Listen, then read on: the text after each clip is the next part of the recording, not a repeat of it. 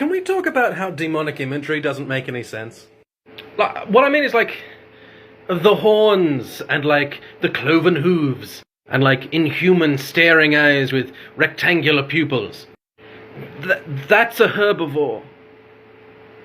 I just described a herbivore. Now, there are creatures that have spikes and horns just all over the place, but they're not using them to attack with. Even things like stonefish, right? Like, stonefish are ambush predators, and they also have incredibly toxic spikes. And if you were to step on one, you would probably die.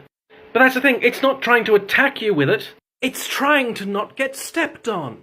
Horns and spikes are not offensive features, they are defensive. Somehow got it the wrong way round. Having gigantic horns means herbivore. Predators are tooth and claw.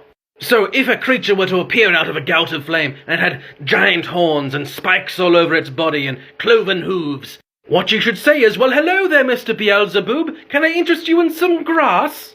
Because that's what it eats. I can see from your spikes that you prefer not to be stepped on. Don't worry, I'll make sure I don't. He's not here to eat you, he's here to graze the lawn. And I know, alright? I do know why we got mixed up. Because when we look at something like a cat, we see the big eyes on the front of the face, a mouth where we think a mouth is supposed to go, and it looks like a little fluffy baby, because that's how our human pattern recognition works. We see the eyes and the nose and the mouth, and we go, ah, that's a friend. Because we are a predator, just like them. How ridiculous is that, though? We look at these things with the eyes on the front of their face, so that they can see what they're hunting. Razor-sharp claws to grip onto their prey, and the powerful jaws to smother the life out of something.